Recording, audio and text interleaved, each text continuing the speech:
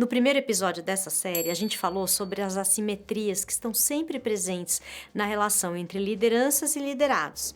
Elas são objetivas e subjetivas e impactam a psicologia da relação. Essas assimetrias, essas diferenças, podem ser de poder de decisão e influência política, de experiência e formação, de tempo de casa, de remuneração e até imaginárias, envolvendo expectativas e idealizações em relação ao chefe e ao funcionário. Saber observar essas assimetrias e saber fazer um bom manejo dessas diferenças pode favorecer e muito a relação entre a liderança e o seu time. Agora, e quando a chefia observa essas assimetrias e as utiliza contra o seu time? Ou então ela usa essas diferenças para manipular os seus liderados? Ou para autopromoção e para valorização do seu próprio ego? Será que essas coisas fazem da liderança uma liderança complicada?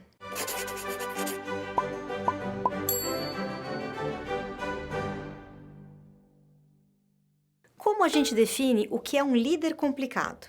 Que tipos de comportamento caracterizam uma liderança complicada? O primeiro tipo é o líder por conveniência, que normalmente herdou o cargo ou tem uma indicação política forte, mas não tem competência técnica nem de liderança para ocupar o posto. Esse é o tipo de situação de líder complicado que a gente reconhece de longe e que, em geral, acaba tendo que engolir.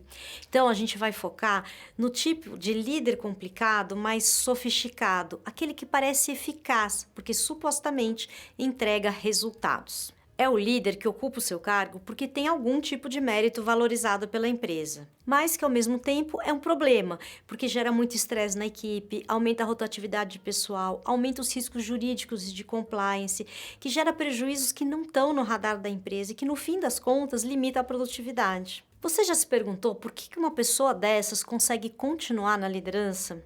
A gente já.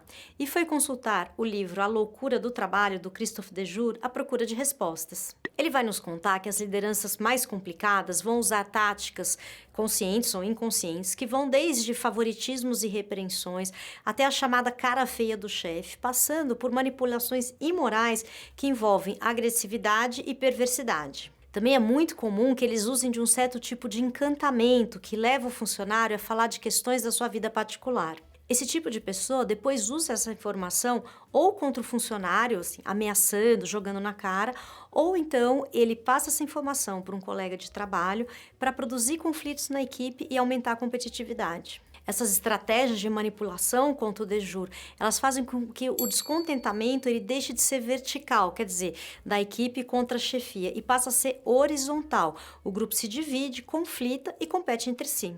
Ele diz que isso é uma arma terrível de que se servem os chefes a bel prazer da própria agressividade, hostilidade ou perversidade, e que os efeitos nocivos desse tipo de liderança para a saúde física e mental dos trabalhadores podem ser presumidos. Então, quando a gente se pergunta como que esses líderes complicados se perpetuam no poder, uma das respostas pode ser encontrada no fato de que eles são bem-sucedidos nessa manipulação das opiniões que as pessoas têm sobre eles. E com isso, eles escapam dos mecanismos tradicionais de avaliação. Na média, os resultados deles parecem satisfatórios. Mas esse não é o único motivo. Fica com a gente até o final.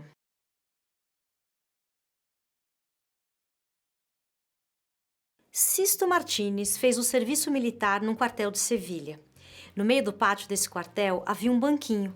Junto do banquinho, um soldado montava guarda. Ninguém sabia por que se montava guarda para o banquinho. A guarda era feita porque sim, noite e dia, todas as noites, todos os dias e de geração em geração, os oficiais transmitiam a ordem e os soldados obedeciam. Ninguém nunca questionou, ninguém nunca perguntou.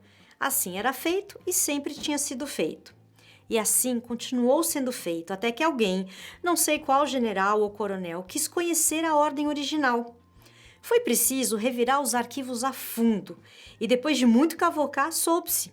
Fazia 31 anos, 2 meses e 4 dias que um oficial tinha mandado montar guarda junto ao banquinho que fora recém-pintado para que ninguém sentasse na tinta fresca.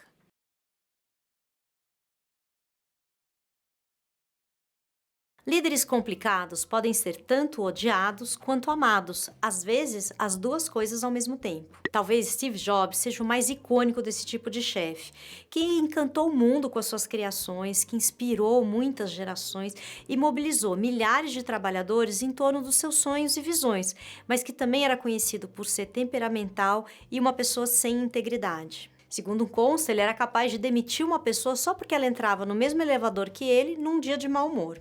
Quem era próximo dizia que ele era capaz de se conectar muito com o trabalho, com os objetos, mas não com as pessoas, que em geral eram maltratadas por ele.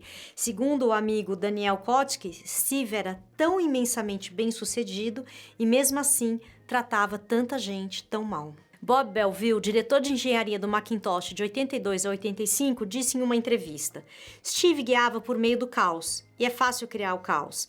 Quem se sente confortável com ele pode usá-lo como ferramenta. Ele usava inúmeras ferramentas irritantes para envolver as pessoas em seus planos. Ele te seduzia, te difamava e te ignorava. Uma das três coisas. Esse engenheiro viveu um turbilhão nos anos que trabalhava com Jobs. O casamento dele acabou, ele perdeu o contato com os filhos. E ainda assim, quando Jobs faleceu, ele escreveu uma carta emocionante. Anos depois, ao reler a carta, ele ainda chorava a morte do ex-chefe. John Ossera, um jornalista que escreveu um artigo sobre Steve Jobs, conta que quando uma pessoa dava uma ideia e ele não gostava, ele destruía a pessoa. Além disso, ele também era conhecido pela incapacidade de demonstrar gratidão ou de reconhecer as pessoas que mais tinham se dedicado à empresa dele. E normalmente, à medida em que a Apple crescia, ele foi abandonando seus parceiros pelo caminho. Para algumas das pessoas mais próximas a ele, apesar de Steve Jobs ser um dos empreendedores mais prósperos e admirados do mundo, ele foi uma pessoa que falhou na vida.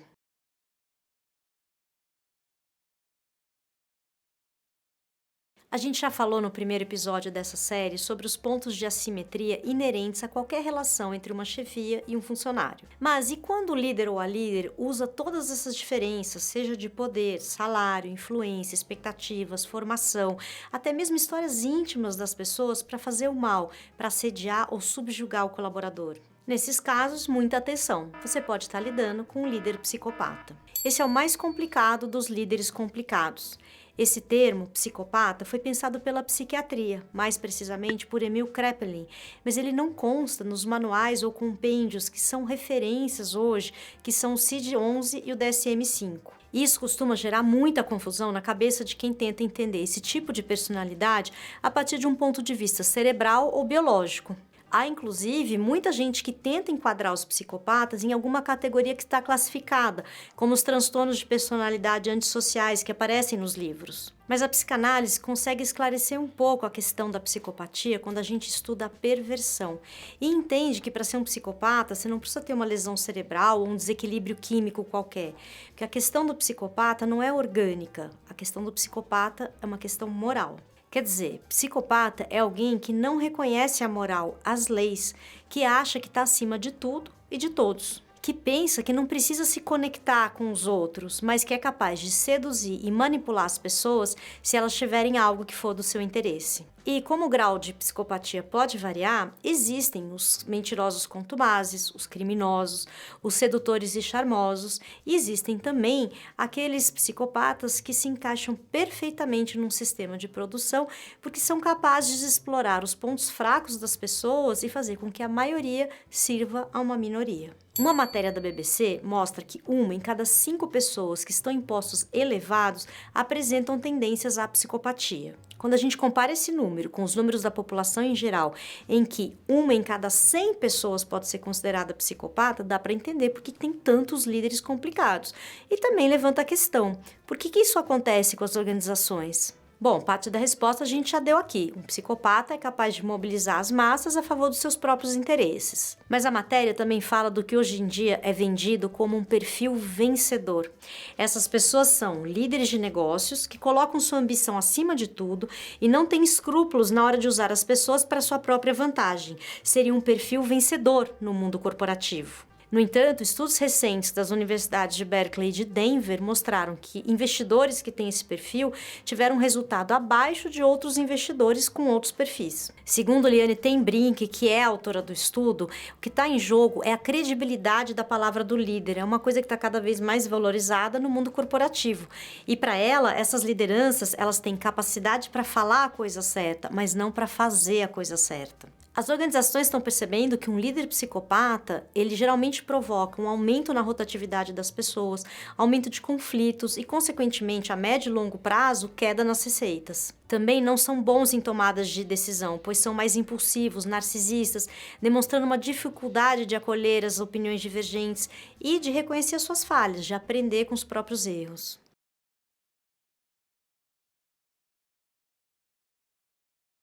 Enquanto a gente preparava esse episódio, a gente foi estudar a história de diversas personalidades que se tornaram líderes e que podem ser consideradas complicadas. Também consultamos livros de pesquisadores sobre o tema e nos deparamos com essa questão: quando e do ponto de vista de quem um líder pode ser considerado complicado? É evidente que uma pessoa que assume um cargo de liderança e não consegue lidar com seus subordinados de uma forma humana e encorajadora, ela vai ser considerada por esses trabalhadores como um líder complicado. Mas, em geral, enquanto essa pessoa entrega os resultados, está produzindo ganhos para as empresas, para as instituições, dificilmente ela vai ser considerada um líder complicado do ponto de vista dos interesses da organização. Ainda hoje, para grande parte das empresas, uma liderança só passa a ser considerada complicada quando ela deixa de apresentar resultados, quando assume riscos que possam implicar jurídica ou economicamente ou que possam impactar negativamente a imagem da companhia. Nesse caso, o mais comum é que a liderança complicada seja simplesmente substituída. E existem outras empresas que já conseguem perceber que a liderança também passa a ser complicada quando o seu comportamento ou suas decisões também ameaçam as relações entre elas e os pares, entre elas e a equipe.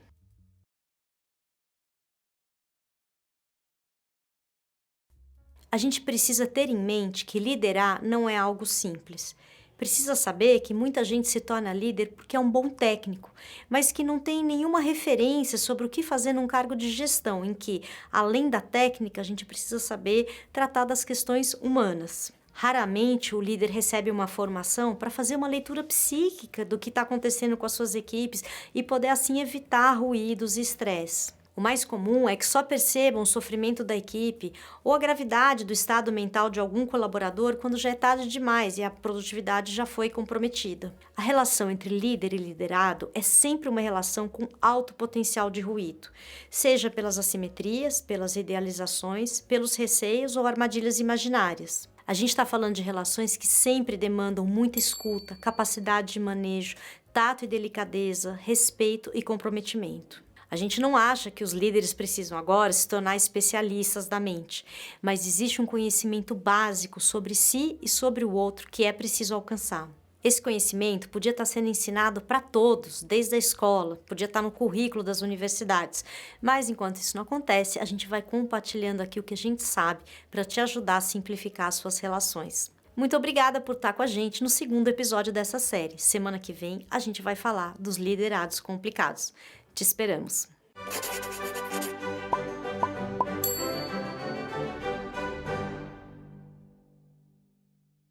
No último episódio, não. Ou para autovalorizar, não.